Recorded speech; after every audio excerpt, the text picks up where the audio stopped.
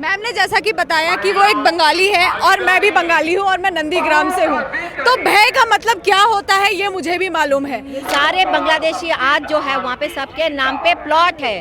अब ये सोचिए हम टैक्स दे रहे हमारे देश के जनता के लिए, वो टैक्स के पैसों से आज वो बांग्लादेशी पाल रहा है।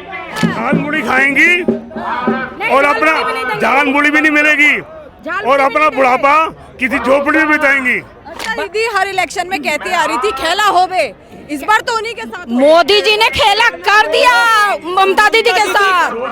ममता दीदी कभी नहीं सोची थी कि मोदी जी मुझे हटा पाएंगे, लेकिन ममता दीदी को तो भगा दिया, मोदी जी ने भगा दिया। जाएंगे अगर इस बार नहीं जीते ना तो बंगाल को बांग्लादेश बना देती, हिंदियों का रहना मुश्किल हो जाता। नारा लगा था 4 मई दीदी गई, कैसा लग रहा है वो नारा तो अमल हो गया? बिल्कुल कामयाब हो गया, क्योंकि दीदी जो चौका लगाने के चक्कर में थी वो चौका लग नहीं पाया। दीदी ने सोचा था कि 3 बार हैट्रिक तो मेरी लग गई, मगर इस बारी मैं चौका लगाऊंगी। सर कैसा लग रहा है? ऐसा आज देखिए पश्चिम बंगाल में पहली बार सरकार हमारी भाजपा की बनने जा रही है और मोदी जी के मार्गदर्शन में चलेगी, और वहाँ पर भी डबल इंजन की सरकार जब चलेगी तो आप समझ सकते हैं विकास की गंगा बहेगी। सोचा था पश्चिम बंगाल में डबल इंजन की सरकार आ पाएगी, क्योंकि एक घमंड था ममता दीदी को कि उनकी सरकार कभी आ ही नहीं सकती। देखिए भाजपा ने सोचा था तो जब तो परिणाम आया है, सोचते नहीं तो परिणाम कहाँ, लेट जरूर आया, लेकिन जनता ने वहाँ की ने विश्वास किया और विश्वास भी डबल सेंचुरी के रूप में किया है। क्या कहना चाहेंगे ममता दीदी को? बड़ा घमंड करती थी नहीं आ सकते मोदी जी हमारे पश्चिम बंगाल। देखो जी, हम तो एक ही बात कहेंगे, मोदी जी हैं तो मुमकिन है। हाँ। सब कुछ मुमकिन है। ऐसे जो राज्य हैं जो हमारे बस में नहीं है उनको भी मोदी जी लेके आएंगे। भारतीय जनता पार्टी मोदी जी ने जो वहाँ पे महिलाओं के साथ अत्याचार होता था, रात को महिलाएं घर से निकल नहीं सकती थी, उन महिलाओं की सशक्तिकरण आवाज़ निकली कि ममता दीदी के राज में, एक लेडीज़ के राज में भी हम सुरक्षित नहीं है, रात को कहीं कामकाज पे नहीं जा सकती, तो उन्होंने एक मोदी जी को चुना कि उनके राज में हम सुरक्षित रहेंगी और देश भविष्य की ओर बढ़ेगा। नारा लगा था 4 मई दीदी गई, कैसा लग रहा है वो नारा तो अमल हो गया? बिल्कुल कामयाब हो गया, क्योंकि दीदी जो चौका लगाने के चक्कर में थी वो चौका लग नहीं पाया। दीदी ने सोचा था कि 3 बार हैट्रिक तो मेरी लग गई, मगर इस बारी मैं चौका लगाऊंगी, मगर ईवीएम हैक हो गई। नहीं, वो तो उनका हर किसी का बहाना है। जब वो जीतते हैं तब वो नहीं कहते ईवीएम हैक हो गई, जब हारते हैं तो ईवीएम हैक हो जाती है। ये विपक्ष। कैसा लग रहा है सर? बहुत अच्छा लग रहा है। इतने वर्षों के बाद, 15 वर्ष के कुशासन के बाद सुशासन आया है, और ये मैं कह सकता हूँ कि जो घमंड था दीदी का, वो घमंड चकनाचूर हुआ।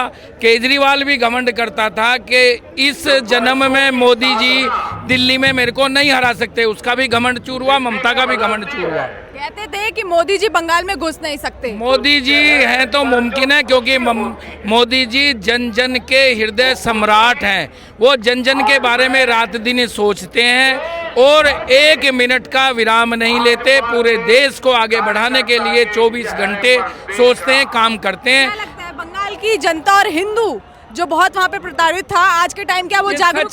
सच है बिल्कुल, कि जो वहाँ का भारतीय जनता पार्टी का कार्यकर्ता था और उसके अलावा जनता जो त्रस्त थी, वहाँ किसी को न्याय नहीं मिल रहा था, उनके साथ में अन्याय होता था, उनको पिटाई करते थे, मारते थे, कई लोगों के महिलाओं के साथ बलात्कार होते थे, उनकी सुनवाई नहीं होती थी, थाने में जाते थे तो उनके खिलाफ में उल्टी FIR दर्ज होती थी। तो उस रोष का जवाब था ममता दीदी को, ये परिणाम उसका है। अभी आपने ये कहा कि मोदी जी बंगाल में घुस नहीं सकते, बंगाल में हर भारतीय घुस सकता है। वो भारत का ही हिस्सा था जिसको अलग किया हुआ था, और अब वो भारत के हिस्से के रूप में ही रहेगा। अब बंगाल पे कब्जा कर लिए हैं, बंगाल पे कब्जा कर लिया मोदी जी, घुसने की तो बात ही छोड़ दो। मोदी जी हैं जो वो कर सकते हैं जो कोई नहीं कर सकता। मोदी जी वो कर सकते हैं जो कोई नहीं कर सकता। ममता दीदी कभी नहीं सोची थी कि मोदी जी मुझे हटा पाएंगे, लेकिन ममता दीदी को तो भगा दिया, मोदी जी ने भगा दिया। जाएंगे अब ममता दीदी रोएंगे घर पे बैठ के। जान मुड़ी खाएंगी और अपना जान मुड़ी भी नहीं मिलेगी और अपना बुढ़ापा किसी झोपड़ी में बिताएंगी। क्योंकि मेरा तो वेस्ट बंगाल से राजनीति में ऊपर बढ़ाने वाले कौन थे? अटल बिहारी वाजपेयी के पैर पकड़ के ही तो ममता दीदी ऊपर उठी थी। ममता दीदी को अगर बीजेपी सपोर्ट नहीं की होती, बीजेपी अपने अटल बिहारी वाजपेयी के समय में केंद्रीय मंत्री नहीं बनाई होती, तो वो यहाँ नहीं होती जहाँ पर आज है। और ममता दीदी ने वही काम किया जो सीपीआई करती थी, जो वहाँ का जो गुंडा तंत्र था, जो वहाँ पे एक तरह से नेक्सस था गुंडा तंत्र का, पैसे वसूलने वालों का।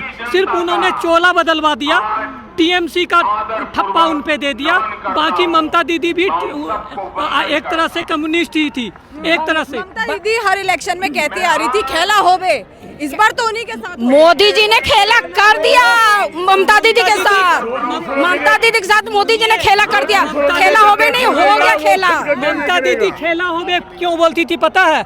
उनको अपना गुंडा तंत्र पे, बम तंत्र पे विश्वास था। वो डरा धमका के चाहती थी खेला होवे।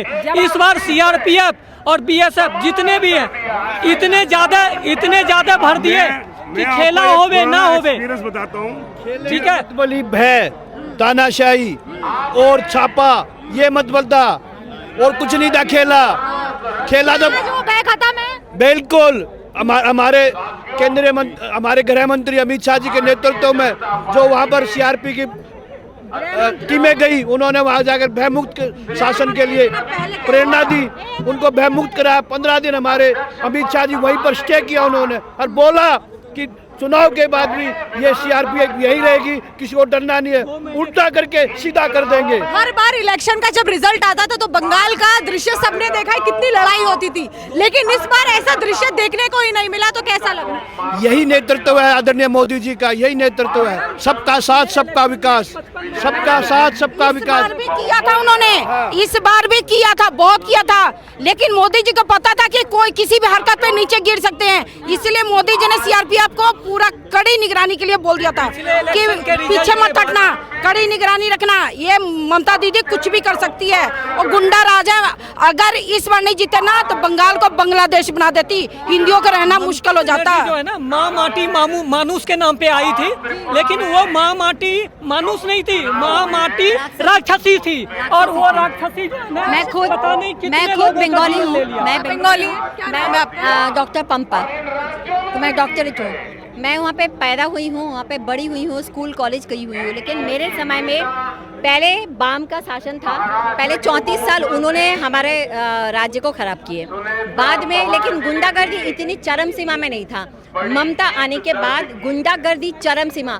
और ये भाई साहब सही कह रहे, जो खेला हॉबी का मतलब था, जो अपने गुंडा है, अगर पता चले कि मैडम ने वोट दिया है हमारे ऑपोजिट, मतलब कि जनता पार्टी को, तो जाके उनके घर के सबको खत्म करना, रेप करवाना, मर्डर करवाना, लूटना, यही उनके गुंडा राज था। और ईवीएम मशीन तक के वो उठवा लेते थे। इस बार रात तक वो अंदर में बैठी थी, क्यों? किसी भी प्रकार से ईवीएम मशीन उठा पाए। वहाँ पे हमारे सरदार भाई लोग खड़े हो गए थे, मेरे ख्याल से 10-15 सरदार लोग को पता चल गया था, वो मटाडोर के आगे सो गए थे, इसलिए ईवीएम मशीन उठ नहीं पाई। नहीं तो वो हर बार ईवीएम मशीन को चेंज करके इतने साल से बेईमानी के साथ जीती है। आज एक बंगाली होकर आपको कैसा लग रहा है, बंगाली हिंदू होकर? क्योंकि कहीं ना कहीं वहाँ पे बंगाल जो था पूरा बंगाली भी प्रताड़ित था, हिंदू भी प्रताड़ित था। मैडम, मैं ब्राह्मण हूँ, ब्राह्मण या फिर कोई भी कास्ट का हो, कास्ट तो कोई बात नहीं, लेकिन हमारे बंगाल थे बंगाली का, लेकिन आज वो बंगाली का नहीं रहे।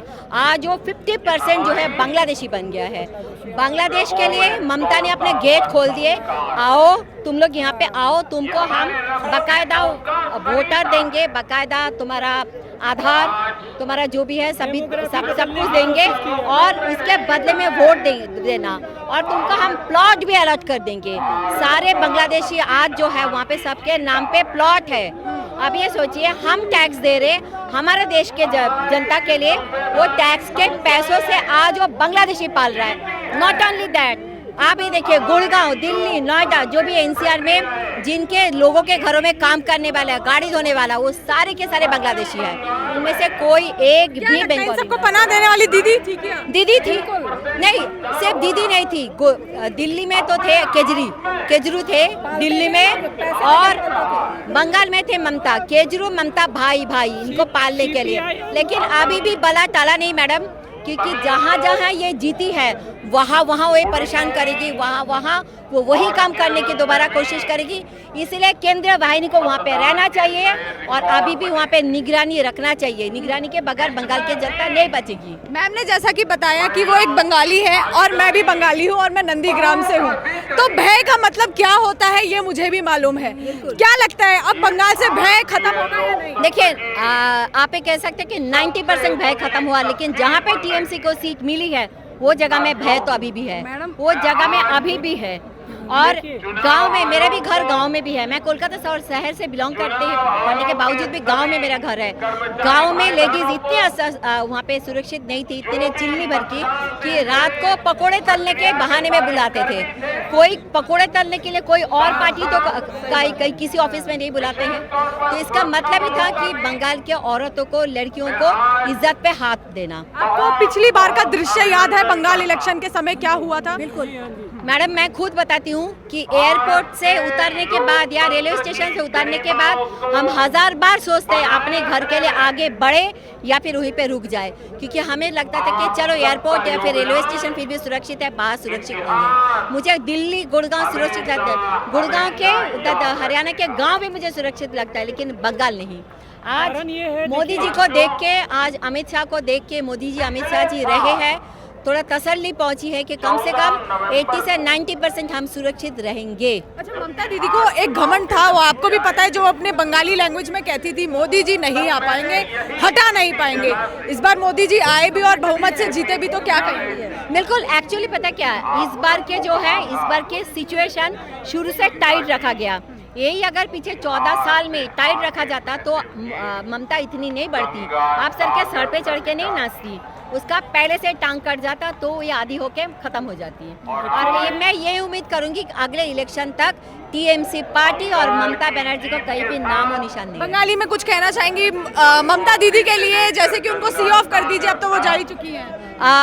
मैं शंख लेके आई थी। शंख का मतलब होता है कि अच्छे के को स्वागत करना।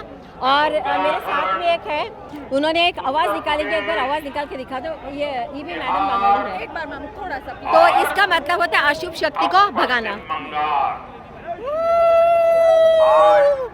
यह अशुभ शक्ति को भगाना। शंख होता है, शंख बजा के लोग दुर्गा पूजा को, दुर्गा माँ को बुला के लाते हैं, जैसे कि आपको मेरा पीठ पीछे भी दिख रहा है। तो हमें शंख इसीलिए लाए थे कि ये सिर्फ मोदी सरकार या फिर भारतीय जनता पार्टी की जीत नहीं है, ये हर भारतीय नागरिक, पूरे हर भारतीय की जीत है। जैसे कि 1947 में हुआ था, ये दोबारा से वही जीत है। अगर हम बंगाल हारते, उसके मतलब भारत के मैप का भी कट के आधे हो जाते, क्योंकि चाइना तो यही चाहते थे, चाइना ही चाहते थे कि हम हारे और ममता जीते, सो दैट वो पूरे बंगाल नहीं, पूरे भारत के ऊपर कब्जा जमाए थ्रू बांग्लादेश।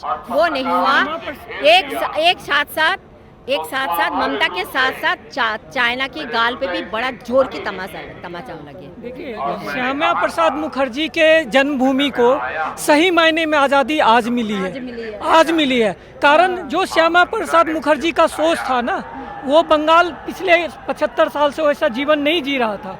श्यामा प्रसाद मुखर्जी की सोच इतनी ब्रॉड थी, इतनी अच्छी थी, लेकिन उस बंगाल को जो है ना बंगालिस्तान बना दिया गया था। ठीक है, बांग्लादेश आज के डेट में सन्नाटे में है, इसलिए सन्नाटे में है, वो अब उसकी दाल गलेगी नहीं। तो मंदिर तोड़ने के बाद बाबरी मस्जिद बनने की बात होती है।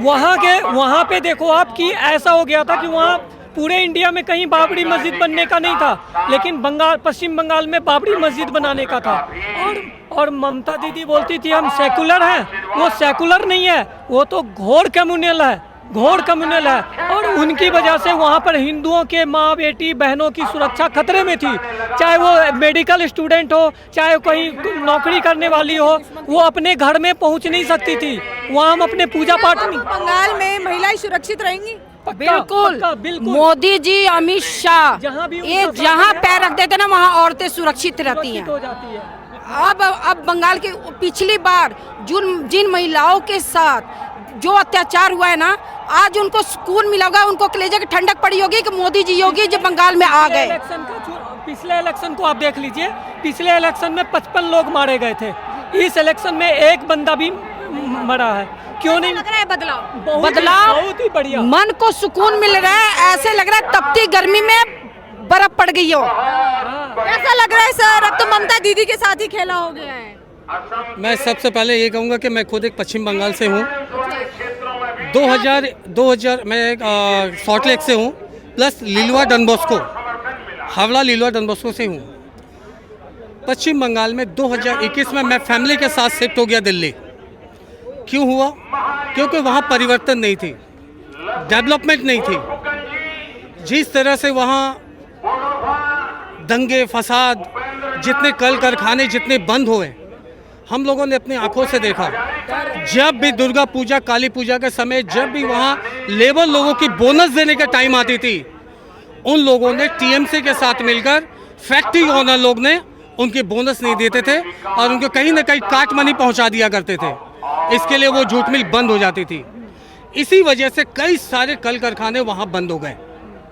आज अगर वो डेवलपमेंट होती, परिवर्तन होती, शायद मैं अपने फैमिली को लेकर आज दिल्ली शिफ्ट नहीं होता। आज আমি বাংলাকে পশ্চিম বাঙালকে প্রত্যেক জনতাকে ধন্যবাদ দিব যে আপনারা जय श्री राम के নিয়ে এসেছেন। वंदे भारत, जय श्री राम। बंगाल में पहले जय श्री राम तो सोचना ही बहुत डर लगता था, आज खुले में जय श्री राम वहाँ लोग बोल रहे हैं, तो कैसा लगा? ऐसा है कि ये डेवलपमेंट, ये बदलाव आज हमारे बंगाल के जो हिंदू हैं, अगर वो आगे नहीं अपनी साहस दिखाते, आज हमारे चाणक्य जो अमित शाह जी हैं, आज हमारे नरेंद्र मोदी जी हैं, आज हमारे बीजेपी के सारे जो बड़े बड़े नेता हैं, आज अगर इन लोग की पूरी सपोर्ट नहीं होती और बंगाल की जनता आगे नहीं बढ़ती, वो अपने रूप आज के इलेक्शन में 2026 के इलेक्शन में माँ दुर्गा और माँ काली के रूप उन्होंने दिखाया।